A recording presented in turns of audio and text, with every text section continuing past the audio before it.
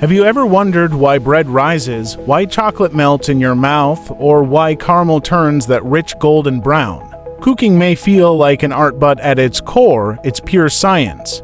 Behind every delicious dish, there's a complex web of chemical reactions transforming simple ingredients into flavorful masterpieces. But here's the twist. Understanding the science behind cooking isn't just fascinating, it can actually make you a better cook. If you've ever struggled with baking a cake that sinks in the middle or wondered why your steak never comes out just right, the answers might lie in the chemistry happening right under your nose. Stay with me until the end of this video and you'll discover how mastering the science of cooking can completely change the way you approach the kitchen. Welcome to SCI Discovery Chronicles, where we break down the science behind the everyday mysteries of life. Today, we're diving into the fascinating world of food chemistry.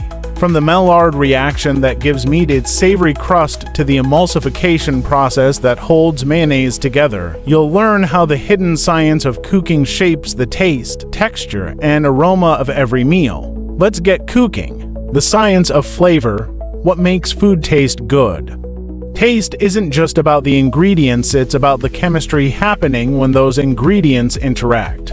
When you take a bite of a perfectly seared steak or sip a rich espresso, you're actually experiencing a symphony of chemical reactions. One of the most important of these is the Maillard reaction. The Maillard reaction happens when proteins and sugars in food are exposed to high heat. This reaction creates hundreds of new flavor compounds, resulting in the deep, complex flavors we associate with roasted meat, toasted bread, and even coffee. That golden brown crust on your steak. That's the Maillard reaction at work.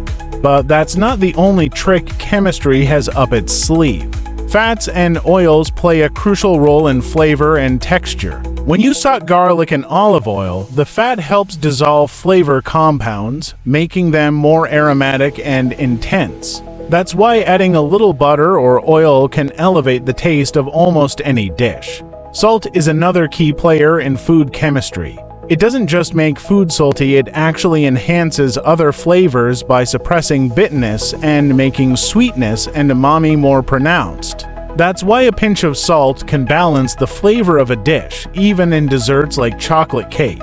Heat and cooking techniques, the chemistry of transformation. Cooking is, essentially, a controlled application of heat to create chemical changes in food. Caramelization, when sugar is heated, it breaks down and reorganizes into new compounds that have a complex, sweet, and slightly bitter taste. This process is called caramelization, and it's what gives roasted vegetables and desserts like creme brulee their signature golden color and rich flavor. Denaturation and coagulation, proteins are sensitive to heat. When you cook an egg, the heat causes the proteins to unfold, denature, and then bond together, coagulate, turning the egg from a liquid to a solid. This same process happens when you cook meat, cheese, or even tofu. Gelatinization. Ever wondered why pasta softens in boiling water? That's gelatinization, the process where starches absorb water and swell, giving cooked grains and pasta their soft texture. Emulsification. Have you ever tried mixing oil and water? They don't naturally combine, but add an emulsifier like egg yolk or mustard, and suddenly you have mayonnaise or a creamy salad dressing. This is because emulsifiers stabilize the mixture by surrounding oil droplets, allowing them to stay suspended in water. The role of acids and bases, acidity and alkalinity, play a huge role in the taste and texture of food. Acids like lemon juice and vinegar brighten flavors and help tenderize proteins. That's why marinades often contain citrus or vinegar. Bases like baking soda are often used to create lift and lightness in baked goods. Baking soda reacts with acids to release carbon dioxide gas, creating bubbles that give cakes and cookies a fluffy texture. Even subtle changes in pH can transform food. For example, red cabbage turns bright pink in an acidic environment but shifts to greenish blue when exposed to an alkaline substance. Understanding pH can help you control the color, flavor, and texture of your dishes.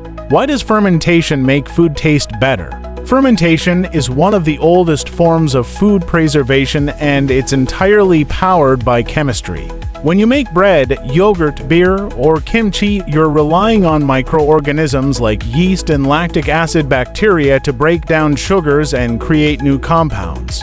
In bread, yeast produces carbon dioxide, causing the dough to rise. In yogurt and kimchi, bacteria produce lactic acid, which gives these foods their distinctive tangy flavor. Fermentation doesn't just preserve food, it creates complex flavors that can't be achieved through cooking alone. That's why aged cheese, sourdough bread, and craft beer have such rich, deep tastes. How understanding chemistry can make you a better cook. Understanding the science of cooking isn't just about knowing facts, it's about using that knowledge to improve your cooking. Want to juice your steak? Let it rest after cooking. This allows the muscle fibers to relax, redistributing juices and making the meat more tender. Struggling with flat cookies? Chill the dough before baking. This slows down the spread, resulting in thicker, chewier cookies. Bread not rising.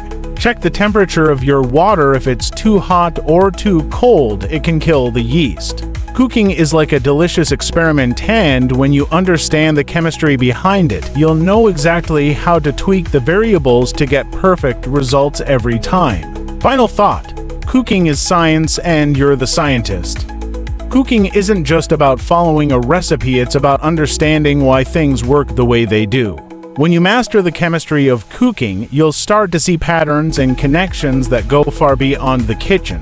So next time you're searing a steak or baking a loaf of bread, remember, you're not just cooking, you're conducting an experiment. And the best part, you get to eat the results. What's your favorite cooking trick? Have you ever had a kitchen experiment go completely wrong or surprisingly right? Share your stories in the comments. And if you enjoyed this video, don't forget to like, subscribe, and hit the notification bell so you don't miss the next deep dive into the science of everyday life. Stick around because next time we're uncovering the science behind chocolate. You won't want to miss it.